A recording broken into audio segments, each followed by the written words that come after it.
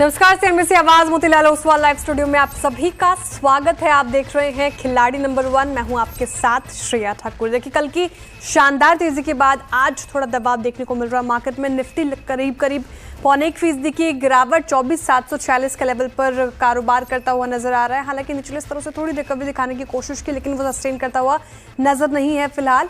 Bank Nifty की भी हालात आप देखें थोड़ी खस्ता नजर आ रही है। कल के शानदार तेजी के बाद 200 अंकों से ज्यादा की गिरावट 55,014 के लेवल पर कर रहा है कारोबार। और आप देखें मिड कैप में शानदार रैली, लगभग 0.25% की तेजी 55,663 के लेवल पर मिड कैप डेज हाई पर कारोबार करता हुआ नजर आएगा। स्मॉल कैप में भी खरीदारी देखने को मिल रही है, लगभग 0.25% 16,890 के लेवल पर ब्रेथ शानदार देखने को मिलेगी, क्योंकि जिस तरीके से स्मॉल कैप और मिड कैप में एक अच्छी बाइंग है तो झुकाव बढ़ने वालों शेयर की तरफ ही है। 1869 ऐसे स्टॉक्स जहां पर खरीदारी होती हुई नजर आ रही है, लेकिन गिरने वालों की संख्या 682 स्टॉक्स है। कंट्रीब्यूटर प्लेट आपके स्क्रीन पर बजाज फाइनेंस, एसबीआई, सन फार्मा जैसे स्टॉक्स कंट्रीब्यूट कर रहे हैं। आज टेक महिंद्रा कहीं ना कहीं संभालने की कोशिश, लेकिन गिरावट में सबसे ज्यादा कंट्रीब्यूशन आप देखिए एचडीएफसी बैंक से आता हुआ नजर आ रहा है। इन्फोसिस जैसा हैवीवेट भी टूट कर रहा है कारोबार। आईसीआईसीआई बैंक और रिलायंस इस गिरावट में सबसे ज्यादा कंट्रीब्यूट कर रहे हैं। वही सारे स्टॉक्स आपको बैंक निफ्टी के भी गिरावट में कंट्रीब्यूट करते हुए नजर आएंगे। HDFC bank, ICICI bank, Kotak Mahindra bank, IndusInd bank तो कल भी गिरा था, आज भी गिरकर ही कारोबार करता हुआ नजर आ रहा है। लेकिन बैंक ऑफ बड़ौदा उसके उलट देखिए एसबीआई, पीएसयू से एक्सिस बैंक और पंजाब नेशनल बैंक कहीं ना कहीं संभालने की कोशिश में लगे हुए हैं। तो फिलहाल स्थिति ये देखने को मिल रही है। बाजार में हमारे साथ खिलाड़ी भी जुड़ रहे हैं, और पंकज आंधर जी, अरुण मंत्री जी, पवन महेश्वरी जी, आप तीनों का ही बहुत बहुत स्वागत है सीएनबीसी आवाज पर। Very good morning gentleman. पहले पंकज जी आपके पास आना चाहूंगे। जिस तरीके से देखिए मार्केट में आज दबाव देखने को मिल रहा है, कल शानदार रैली, निफ्टी और बैंक निफ्टी थोड़ा भी गिरकर कारोबार कर रहा है, लेकिन उसके उलट देखिए मिड कैप और स्मॉल कैप में अभी भी बाइंग बरकरार है। कैसे देख रहे हैं आप इस सेग्रीगेशन को? आपकी अप्रोच क्या होगी मार्केट को लेकर? पंकज जी म्यूट पर हैं आप। So sorry. Good morning Shreya ji and good morning everyone. Jai Hind. Shreya जी, जहां तक मार्केट का सवाल है, देखिए कल 950 पॉइंट की रैली हो चुकी थी, और डेफिनेटली जिस तरीके का एक यूफोरिया कल बना हुआ था, तो कहीं ना कहीं ये लाजमी है कि आज कहीं प्रॉफिट बुकिंग देखने मिल सकती है। लेकिन निफ्टी का अगर हम ओआई का डेटा देखते हैं तो कहीं पे भी इतनी ज्यादा वीकनेस जो है वो विटनेस नहीं हो रही है मेरे ख्याल से। स्मॉल कैप मिड कैप के अंदर तो जो तेजी है वही तेजी निफ्टी बैंक निफ्टी में दोबारा देखने मिल सकती है। ये एक प्रॉफिट बुकिंग का दौर है। थोड़ा सेकंड हाफ में मुझे लगता है कि मार्केट अच्छा खासा रिकवर होकर दोबारा ग्रीन में अगर क्लोजिंग भी देता है तो कोई सरप्राइज होने वाली बात नहीं रहेगी। तो मुझे लगता है कि बाय ऑन टिप्स ये एक स्ट्रेटेजी अपनानी चाहिए, और डेफिनेटली मेरा जो मोमेंटम जो रहेगा वो बैंक की स्टॉक्स की तरफ ही रहेगा। ओके, तो फिलहाल बाय ऑन डिप्स की रणनीति और बैंकिंग स्टॉक्स की तरफ झुकाव है पंकज जी का। अरुण जी, आप ये देखें, आप आईटी से स्पेसिफिकली आज मैं क्वेश्चन करना चाहूँगी आपसे। जिस तरीके से कल शानदार रैली आईटी स्पेस में हमें देखने को मिली, लगभग 0.7% की तेज़ी, आज दबाव देखने को मिल रहा है फिर से, लगभग 1.5% टूट कर रहा है कारोबार आईटी स्पेस। लेकिन एनालिस्ट और ब्रोकर्स का ये मानना है कि अब रीसेंट जो डेवलपमेंट्स हो रहे हैं ट्रेड वॉर को लेकर, टैरिफ वॉर को लेकर, अब कहीं ना कहीं जो मंदी की आशंका थी वो धूमिल होती हुई नजर आ रही हैं। पॉजिटिव है मार्केट आईटी स्पेस को लेकर, लेकिन आज मुनाफा वसूली देखने को मिल रही। क्या करना चाहिए आईटी स्पेस में? आपकी स्ट्रैटेजी क्या होगी? देखिए, गुड मॉर्निंग श्रेया जी। देखिए, मुझे लग रहा है मार्केट में बाय ऑन डिप्स की स्ट्रेटेजी है, जो कल हम डिस्कस कर रहे थे कि मार्केट में शॉर्ट कवरिंग अभी भी होगी जब तक ये वीकली एक्सपायरी खत्म ना हो जाए, क्योंकि ऑप्शंस काफी फंसे हैं। कल शाम को जो डेटा निकल के आया है, काफी कॉल राइटर्स फंस चुके हैं मार्केट में, जिसका जो मेजर कारण था वो निफ्टी आईटी ही था। तो निफ्टी आईटी मुझे लग रहा है नीचे में वापस बाइंग देखने को मिलेगी। 37,700 के आसपास इसका सपोर्ट है, क्योंकि इसका चार्ट कल हम देख रहे थे तो 37,700 के आसपास मजबूत ब्रेकआउट भी नजर आ रहा है। तो नीचे से मुझे लग रहा है हो सकता है आज भी आ जाए, या फिर कल के सेशन में वापस बाइंग देखने को मिल सकती है, क्योंकि टीसीएस, इंफोसिस, इवन अगर आप मिड कैप में देखें पर्सिस्टेंट, बिरला सॉफ्ट, सभी के चार्ट्स काफी अच्छे हैं। तो मुझे लग रहा है आज थोड़ी प्रॉफिट बुकिंग जरूर है। हो सकता है सेकेंड हाफ में या कल वापस एक मोमेंटम नजर आ सकता है। चूंकि निफ्टी में ब्रेकआउट है तो निफ्टी आईटी भी मुझे लग रहा है नीचे के लेवल्स पे मार्केट को सपोर्ट करता हुआ नजर। तो एक रिवाइवल देख रहे हैं अरुण जी आज के सेशन में भी, या फिर कल के सेशन में भी निचले स्तरों से खरीदारी वापस लौट सकती है? पवन जी आप बताइए, फार्मा, निफ्टी फार्मा कल डोनाल्ड ट्रंप ने एक ट्वीट किया, उसके बाद हमने देखा थोड़ा दबाव के साथ निफ्टी फार्मा खुला, लेकिन अब कल भी ग्रीन बंद होने में कामयाब रहा और आज भी शानदार तेजी 1.5% करीब तेजी देखने को मिल रही निफ्टी फार्मा में। वो जो एक डर था वो कहीं ना कहीं अब एकदम ब्लीक होते हुए नजर आ रहा है। निफ्टी फार्मा में आपकी अप्रोच क्या होगी? जिनके पास स्टॉक्स है वो भी होल्ड करें, क्या स्ट्रैटेजी आप निफ्टी फार्मा में बताना चाहेंगे हमारे ट्रेडर्स और इन्वेस्टर्स को? Good morning, Shreya. Good morning to all the co-panelists and to all the viewers. जय हिंद। निफ्टी फार्मा का अगर मैं ओवरऑल चार्ट देखता हूं तो ये मार्च के बाद में, अब मार्च और फर्स्ट वीक ऑफ अप्रैल में ये बॉटम आउट हो चुका है, तो यहाँ से एक अच्छी तेजी आगे इसमें हम एक्सपेक्ट कर सकते हैं। और जितना जो प्रेशर ट्रंप के बयान के बाद आया था वो सब अब रिलीज होता हुआ नजर आ रहा है।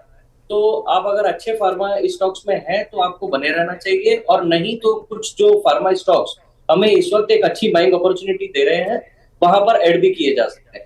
यहाँ से ऑलमोस्ट 7 से 10% की मैं फार्मा इंडेक्स के अंदर तेजी एक्सपेक्ट कर रहा हूँ। ओके, तो ये पॉजिटिव हैं पवन जी भी निफ्टी फार्मा को लेकर, और स्टॉक स्पेसिफिक पे बात की उन्होंने। तो हमने पूरा कवर कर लिया मोटी मोटी बातें, इंडाइसेस पे हमने व्यू ले लिया, IT pharma, Nifty, bank Nifty सभी पे। चलिए अब फटाफट से पहले एक बार रख देते हैं हमारे रिटर्न कार्ड खिलाड़ियों के आपके लिए, और क्या स्थिति वहाँ पे देखने को मिल रही है, कौन लीड ले रहे हैं। उसके बाद हम टॉप ट्रेड्स देखेंगे, साथ ही पिक्स की भी चर्चा करेंगे। तो अभी फिलहाल पहले पायदान पर अरुण कुमार मंत्री बने हुए हैं, लगभग इनका पोर्टफोलियो 3.25% ज़्यादा का रिटर्न दे रहा है। दूसरे पायदान पे पंकज रांधर जी, इनका पोर्टफोलियो 1% का पॉजिटिव रिटर्न, और पवन जी का पोर्टफोलियो थोड़ा नेगेटिव टेरिटरी में फिलहाल 0.5% करीब नेगेटिव रिटर्न देता हुआ नजर आ रहा है। टॉप ट्रेड्स आपके स्क्रीन पर इस वक्त, वो कौन से टॉप ट्रेड्स हमारे खिलाड़ियों की तरफ से आए जिन्होंने सबसे ज़्यादा रिटर्न दिया हमारे निवेशकों को? पंकज जी ने सुझाया था क्राफ्ट्समैन ऑटोमेशन 3% का रिटर्न इसने अभी तक जनरेट करके दिया। अरुण जी की तरफ से आया था बाई साइड की ट्रेड इंडिया ग्लाइकॉल्स ने 6% का रिटर्न जनरेट करके निवेशकों को दिया है। तो ये दो टॉप ट्रेड्स हमारे खिलाड़ियों की तरफ से। अब रख देते हैं पंकज जी का पोर्टफोलियो आपकी स्क्रीन पर, क्या एक्शन उन्होंने अपने पोर्टफोलियो में लिया, कौन से स्टॉक से किया है प्रॉफिट बुकिंग, कौन से स्टॉक्स को कर रहे हैं होल्ड? तो देखिए इन्होंने 3 स्टॉक से एग्जिट किया है, 2 स्टॉक से प्रॉफिट बुकिंग की है। प्रॉफिट बुकिंग की है जुपिटर वैगन और क्राफ्ट्समैन ऑटोमेशन के साथ, साथ ही 3 जो स्टॉक्स हैं नवामा, आईआरबी इंफ्रा और आरसीएफ से कर लिया है एग्जिट। बताइए पंकज जी, आपकी पहली चॉइस आज के लिए? श्रेया जी देखिए, थेमेटिक बाइंग रहे कि जिस तरीके के डिफेंस स्टॉक्स के अंदर एक अच्छी खासी बाइंग इंटरेस्ट यहाँ पे देखने मिला है। मुझे लगता है कि GRSE garden reach shipyards builders, इसके अंदर बाइंग करने की सलाह रहेगी। 1898 के आसपास ये फिलहाल अभी ट्रेड कर रहा है, तो मेरी यहाँ पे बाइंग की सलाह रहेगी। वॉल्यूम एक्टिविटी बहुत शानदार है, आरएसआई का एक पॉजिटिव डाइवर्जन यहाँ पे देखने मिला है। मुझे लगता है कि काफी बढ़िया स्विंग यहाँ से मिल सकता है। टारगेट जो रहेगा ये 2050 रुपए का रहेगा, और स्टॉप लॉस जो इसको रखना चाहिए मेरे ख्याल से इसको 1810 रुपए का स्टॉप लॉस रखना चाहिए। Garden reach ship builders day high पर पूरा पैक है, आप देखें defence pack, ship builders pack सभी में शानदार तेजी है, और ये स्टॉक आपको रडार पे रखना है। खरीदारी की राय है, 2050 का टारगेट एक्सपेक्ट कर सकते हैं। स्टॉप लॉस ध्यान रखिएगा, आपको 1810 का लगाकर चलना है। अब अरुण जी का पोर्टफोलियो आपके स्क्रीन पर रखते हैं, क्या स्थिति वहाँ पे देखने को मिल रही है, क्या एक्शन लिया उन्होंने, एक बार उन पे नज़र, साथ ही फिर हम पिक्स की भी चर्चा करेंगे। तो इन्होंने इंडिया ग्लाइकॉल से प्रॉफिट बुकिंग कर ली है, लेमन ट्री से एग्जिट कर लिया है, एनएफएल से भी कर लिया है इन्होंने प्रॉफिट बुकिंग। बताइए क्या पहली पसंद होगी अरुण जी आज के सत्र के लिए? नहीं श्रेया जी, मेरी भी सेम, मैं डिफेंस और रेलवे, ये 2 सेक्टर मुझे लग रहा है मोमेंटम में काफी अच्छा नजर आ रहा है। तो बीईएमएल में खरीदारी की सलाह है, जो मोर और लेस दोनों ही सेक्टर को कैटर करता है, तो टेक्निकली काफी साउंड है, और करंट लेवल पे बाई करें 3505 के आसपास चल रहा है। 3188 का स्टॉप लॉस लगाए और ऊपर में 3670 का टारगेट रखें। मुझे लग रहा है बीएमएल में आज और कल 2 दिन तेजी बननी चाहिए, और एक बड़ा मोमेंटम या बड़ा ब्रेकआउट आज के सेशन में भी आता हुआ नजर आ सकता है। बिल्कुल, पूरा स्पेस से शानदार तेजी के साथ कारोबार कर रहे। कल चुनिंदा स्टॉक्स में देखिए मुनाफा वसूली थी, जो कि स्वाभाविक था क्योंकि शानदार तेजी उससे एक दिन पहले हमें देखने को मिली थी। तो बीईएमएल अरुण जी की तरफ से ये भी डिफेंस स्टॉक स्पेस से एक स्टॉक, और 3670 टारगेट आप एक्सपेक्ट कर सकते हैं। स्टॉप लॉस आपको लगाना है 3188 का। पवन जी का पोर्टफोलियो आपके स्क्रीन पर, क्या क्या एक्शन लिया उन्होंने अपने पोर्टफोलियो में, कौन से स्टॉक से कर लिए प्रॉफिट बुकिंग, कौन सा होल्ड कर रहे हैं? डिविस लैब जो इनकी सेल साइड की कॉल थी, स्टॉप लॉस यहाँ से एग्जिट कर लिया है। बाकी स्टॉक्स में स्टॉप लॉस हिट होता हुआ नजर आया। एसआरएफ स्टॉप लॉस हिट हो गया, पीवीआर आइनॉक्स भी हिट और हैप्पीस्ट माइंडटेक हिट होता हुआ नजर आया स्टॉप लॉस। पवन जी, आपकी पिक पहली पसंद क्या होगी आज के सत्र के लिए? मेरे को Aditya Birla capital long side के लिए काफी अच्छा ट्रेड लग रहा है। अभी 206 रुपए 50-60 पैसे के आसपास ये चल रहा है। इसका मैं 190 का मेरा इसमें स्टॉप लॉस रहेगा और 230 के आसपास में इसका टारगेट देखते हैं। आदित्य बिरला कैपिटल निचले स्तरों से अच्छी रिकवरी, यहाँ पर बाई साइड की ट्रेड पवन जी की तरफ से आती हुई 220 का आप टारगेट एक्सपेक्ट कर सकते हैं। ध्यान रखिए स्टॉप लॉस आपको 190 का लगाकर चलना है। पवन जी, दूसरी पिक आप ही बताएं। श्रेया, मैं थोड़ा सा मार्केट जितना वॉलेटाइल हो रखा है 24,700 से 24,850 के बीच कंटिन्यू घूमे जा रहा है, तो एक बार अगर ये किसी साइड में ब्रेकआउट देता है तो मैं आपको सेकंड हाफ में ट्रेड करूंगा। ठीक है, थोड़ा सा इंतजार पवन जी की तरफ से। बता दिया कौन सा रेंज में कर रहा है निफ्टी कारोबार। ब्रेकआउट की भी फिलहाल इंतजार कर रहे हैं। जैसे ही वो देखने को मिलता है तो हम आपके लिए वो पिक्स लेकर आएंगे। अरुण जी, आपने दूसरी पिक चुन ली है? जी, मेरी भी सेम अप्रोच ही है। मेरे 2 स्टॉक्स और निकाल के रखे हैं, पर स्टिल मुझे लग रहा है मार्केट को जिस हिसाब से कंसोलिडेशन में है तो सेकंड हाफ में मुझे लग रहा है अच्छे मौके और मिलेंगे, तो इसीलिए मैं थोड़ा वेट एंड वॉच करूंगा और सेकंड हाफ में मोस्टली सेकंड कॉल को इनिशिएट करूंगा। ठीक है, कंसोलिडेट कर रहा है अभी मार्केट। थोड़ा सा इंतजार अरुण जी की तरफ से भी।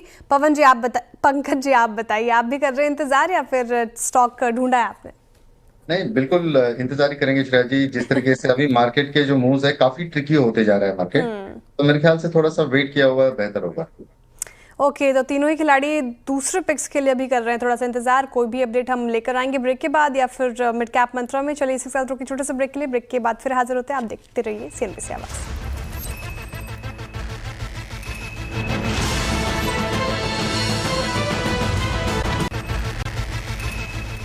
Welcome back. आप देख रहे हैं खिलाड़ी नंबर 1 सीएनबीसी आवाज पर। चलिए वक्त हो चुका है हमारे साथ मैनेजमेंट से बातचीत करने के लिए। हैप्पीस्ट माइंड के मैनेजमेंट हमारे साथ जुड़े हुए हैं। देखिए, Q4 की बात करें तो कंपनी की डॉलर रेवेन्यू फ्लैट रही और मुनाफे में भी करीब 32% की गिरावट देखने को मिली, लेकिन मार्जिन 2% से ज्यादा का दबाव रहा उस पर। नतीजे और ग्रोथ आउटलुक पर बातचीत करने के लिए हमारे साथ जुड़ रहे हैं कंपनी के chairman and CEO Joseph Anantharaju और MD and CFO Venkataraman Narayan ji. बहुत स्वागत है आप दोनों का ही सीएनबीसी आवाज पर। सर, सुप्रभात। सबसे पहला सवाल मैं आपसे ये जानना चाहूंगी, Q4 में नतीजों के हाईलाइट्स क्या रहे?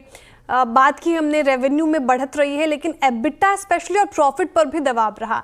ड्राइविंग फैक्टर्स क्या रहे और साथ ही आप मार्जिन को कैसे देख रहे हैं? क्या बरकरार रखने की को लेकर कोई प्लान है आपका? अगर हम हमारे रिजल्ट्स को आप देखेंगे तो growth in constant currency quarter over quarter बहुत अच्छा रहा, 1.1% और ईयर ओवर ईयर ऑलमोस्ट 28%। तो ये फंडामेंटल स्ट्रेंथ दिखाता है हमारा बिजनेस का। और जहां तक प्रॉफिटेबिलिटी का सवाल है, अगर आप देखेंगे ऑपरेटिंग मार्जिन में थोड़ा रिडक्शन हुई है। वो यही कारण है कि इस क्वार्टर में हमको एक सडन बैड डेट प्रोविजन लेना पड़ा, ऑलमोस्ट 12 करोड़ का बैड डेट प्रोविजन। अगर हम उसको एडजस्ट करेंगे तो तकरीबन 17%, 17.1% तक आता ही है हमारा ऑपरेटिंग मार्जिन।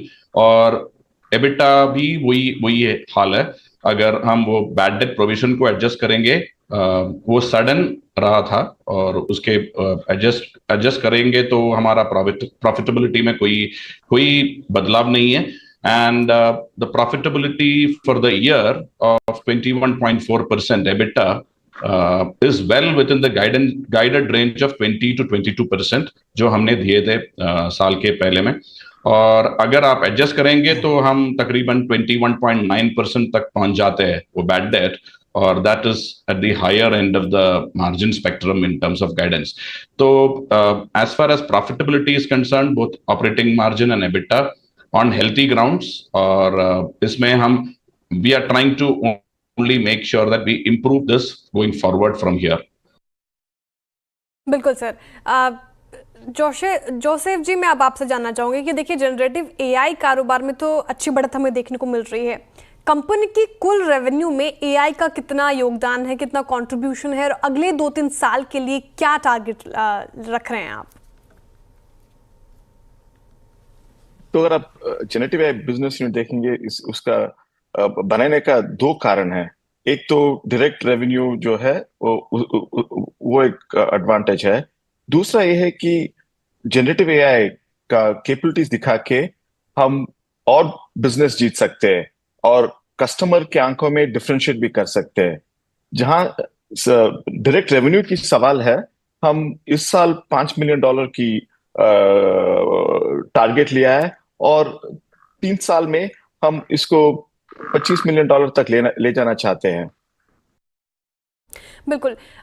लेकिन जोसेफ जी, मैं आपसे ये भी जानना चाहूँगी कि बीएफएसआई सेगमेंट की बात करें तो वहाँ पे रेवेन्यू करीब करीब 11.40% की बढ़त रही वहाँ पे।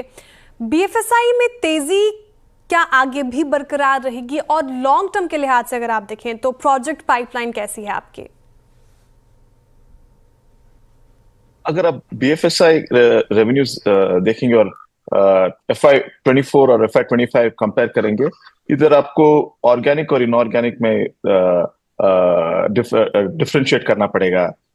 हमारा जो एक्विजिशन किया प्योर सॉफ्टवेयर और ऑरियस, दोनों का बीएफएसआई रेवेन्यूज काफी ज्यादा है। प्योर सॉफ्टवेयर बैंकिंग में ज्यादा है और ऑरियस इंश्योरेंस में है।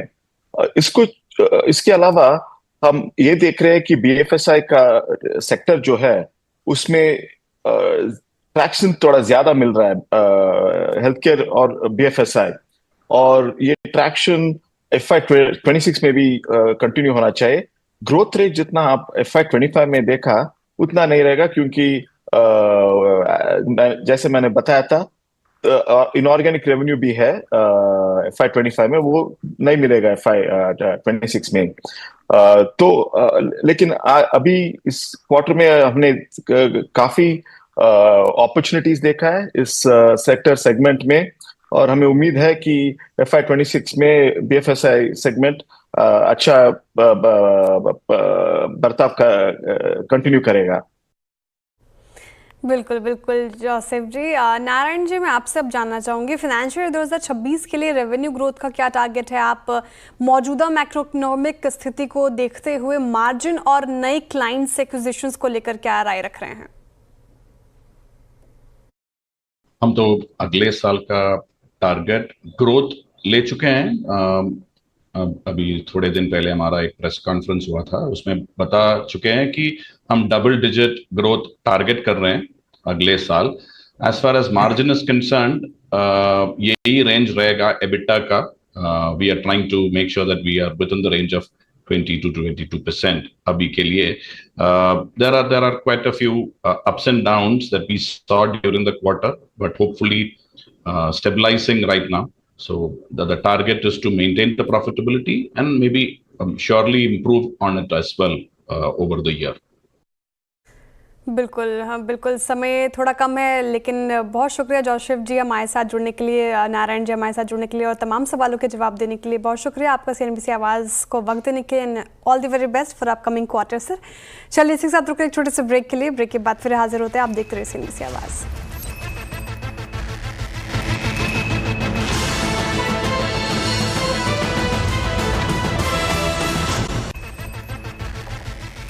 Welcome back. आप देख रहे हैं खिलाड़ी नंबर 1 CNBC आवाज़ पर। चलिए वक्त हो चुका है हमारे खिलाड़ियों के पोर्टफोलियो पर एक नज़र डालने का। फटाफट से लेकर आते हैं खिलाड़ियों के पोर्टफोलियो आपकी स्क्रीन पर, और पहले देखते हैं पंकज जी का पोर्टफोलियो। इन्होंने आज सुझाया garden reach builders, by side की ट्रेड है, टारगेट 2050 और स्टॉप लॉस आपको 1810 का लगाकर चलना है। क्या स्थिति इस पर्टिकुलर काउंटर पर देखने को मिल रही है फिलहाल?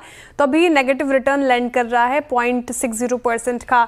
अब रखते हैं अरुण जी का पोर्टफोलियो आपकी स्क्रीन पर। इन्होंने डोम्स और BEML सुझाया, दोनों ही बाय साइड की ट्रेड है। डोम्स में टारगेट आप 3055 का एक्सपेक्ट कर सकते हैं, स्टॉप लॉस आपको 2745 का लगाकर चलना है। BEML में टारगेट 3670 का, स्टॉप लॉस ध्यान रखिए 3188 का लगाकर रखें आप।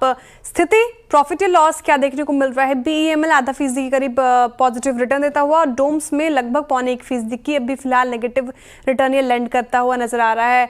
पवन जी का पोर्टफोलियो आदित्य बिरला कैपिटल इन्होंने सुझाया टारगेट प्राइस 220 और स्टॉप लॉस 119 का लगाकर चलना है।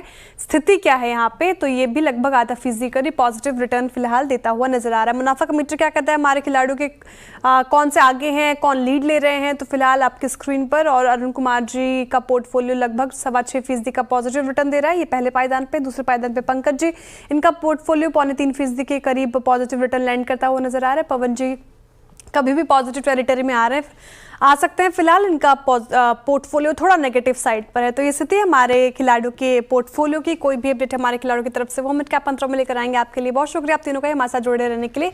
इस शो से फिलहाल इतना ही और सीधे मुलाकात होगी कमाई का अड्डा में। आप देखते रहिए CNBC आवाज़।